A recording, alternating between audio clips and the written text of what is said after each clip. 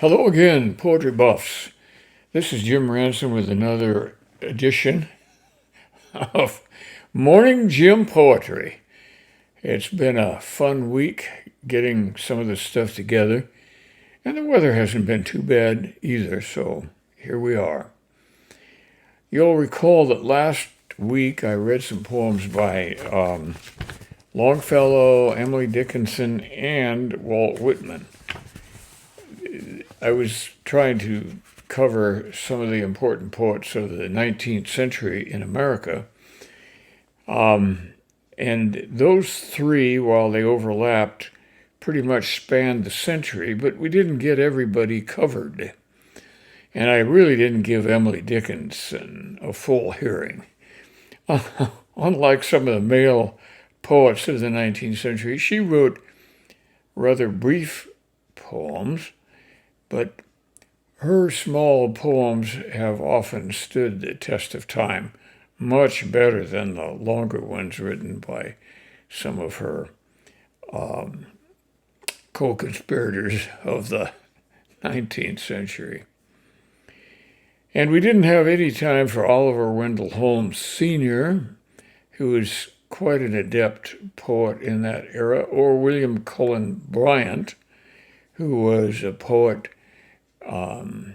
linguist, translator, and the editor of a major newspaper. So we're going to try to make up for that today. First, here's another poem by Emily Dickinson. It's called It Was Not Death, for I Stood Up. Remembering that the naming part of the thing is the first line. It was not death, for I stood up and all the dead lie down.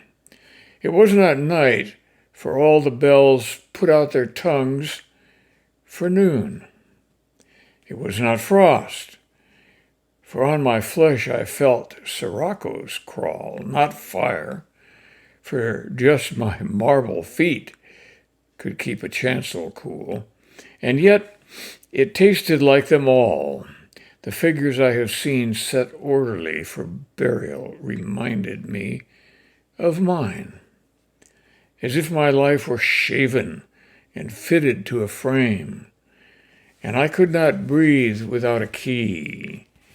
And 'twas like midnight, when everything that ticked had stopped and space stares all around, or grisly frost's first autumn morns repeal the beating ground. But most like chaos, stopless, cool, without a chance or spar, or even a report of land to justify despair. Well, Emily did not write many upbeat poems, and this certainly was not one. She lived as a secluded, unmarried woman in her father's home all her life. He was something of a martinet. And so I'm sure she felt very suppressed. But on the other hand, she seems to have liked the seclusion, which gave her an opportunity to write her poems, and she carried on a large correspondence with many friends and relatives. So depressed? Maybe, but it didn't prevent her from writing and reworking hundreds of poems. Now, I wrote about Oliver Wendell Holmes Sr. in my own book of poems, Immortal Prairie, quite a few years ago now. He probably single-handedly saved the 1812 warship USS Constitution from being broken up by the U.S. Navy in the 1830s. When he heard about the plan to break it up, which was news in those days, newspaper news, he wrote the emotional poem Old Ironsides, which was widely published in most of the papers, including his own, and a public outcry arose against destroying the ship. So it was not destroyed. It was put on display in Boston Harbor, and I think we can clearly see that poetry had far greater influence in those pre-electronic days than it does in our modern world.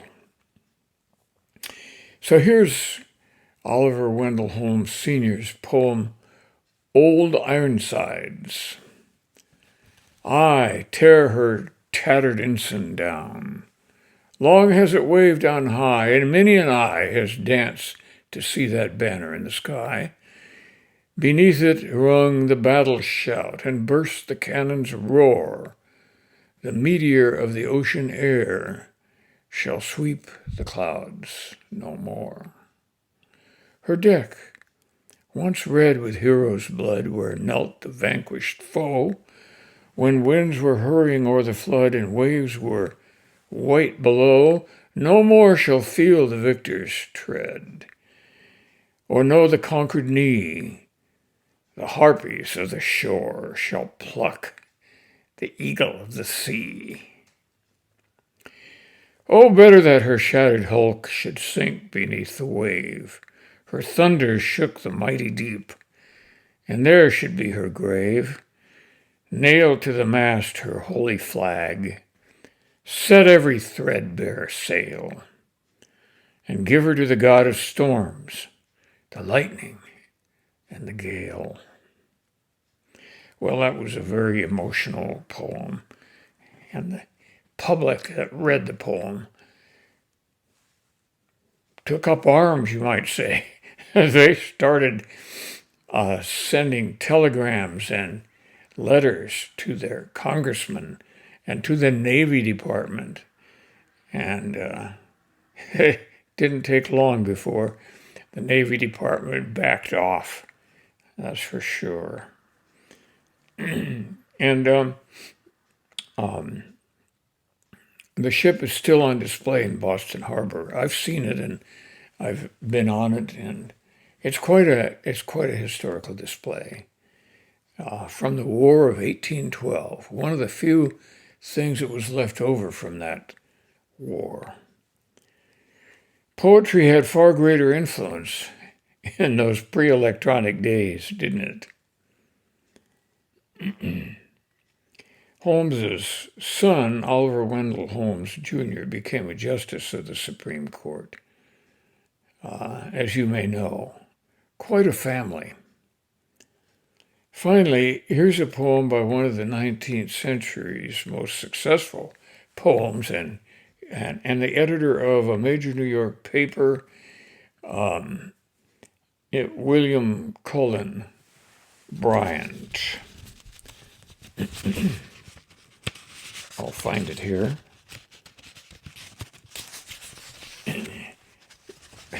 I should never have my poems neatly stacked in a pile. They need to be sorted out like a deck of cards in your hand so you can pick the one you want. This poem is called The Prairies by William Cullen Bryant. These are the gardens of the desert. These the unshorn fields, boundless and beautiful, for which the speech of England has no name. The prairies.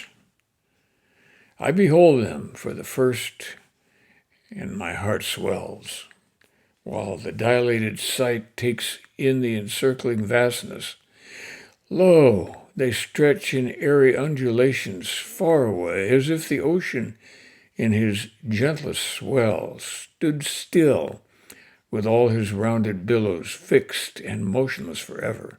Motionless? No, they are all unchained again. The clouds sweep over their meadows and their shadows, and beneath the surface rolls and fluctuates to the eye. Dark hollows seem to glide along and chase the sunny ridges, breezes of the south, who toss the golden and the flame-like flowers, and past the prairie hawk that, poised on high, flaps his broad wings, yet moves not.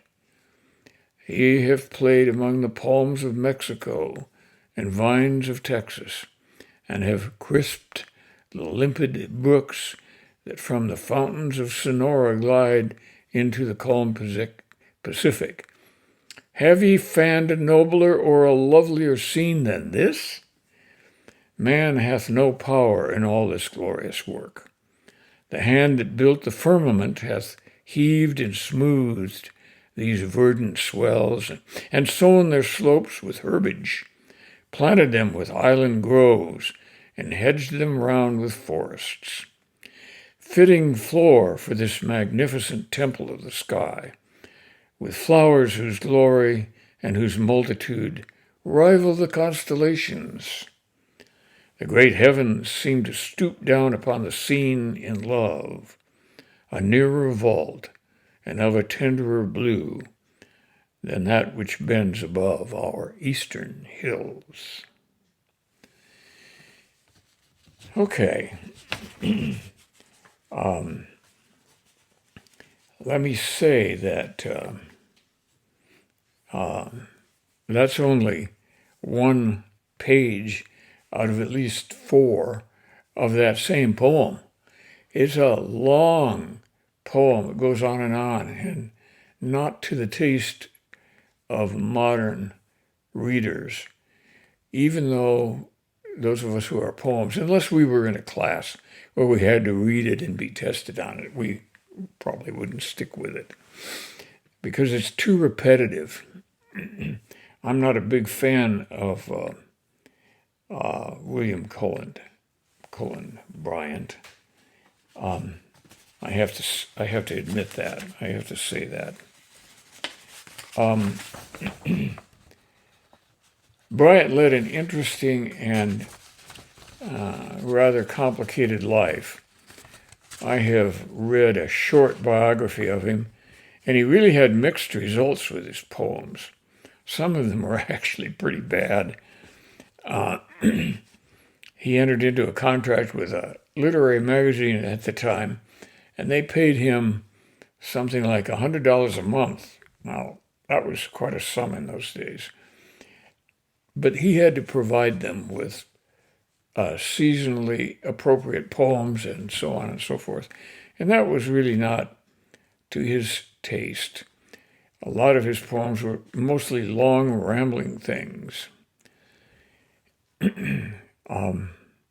Bryant was good with images and metaphor, which are really what you need to write a good poem. And this poem is rather good if you go with just the first long stanza. He could be writing about Kansas, couldn't he? And in fact, by the time he gets to the end of it, I was convinced that he was writing about the Kansas prairie. And he talked about being on horseback and traveling through the waves of flowers on the prairie. And I can see the Kansas prairies in that picture. He became a newspaper editor. He had other business interests and became a millionaire before the end of his life, traveling widely in Europe with his wife and especially one of his daughters. And this is one who he had taught Italian and I think French, and she became quite fluent. He had a penchant for languages. And when he was growing up as a teenager, he was studying foreign languages and became able to speak them and write them. And he could also, although he had some instruction in them, he could also read and write and translate ancient Greek and Latin. Quite a guy. in some ways quite modern. He believed in regular exercise, and he even designed and had some dumbbells made for exercising his upper body muscles. He got numerous degrees and was asked to give speeches at college, various college graduations, although he himself never stuck around long enough in any of the colleges that he attended to actually graduate. Tune in next week. We are leaving the 19th century and moving forward, but who knows where we will end up. Thank you and goodbye.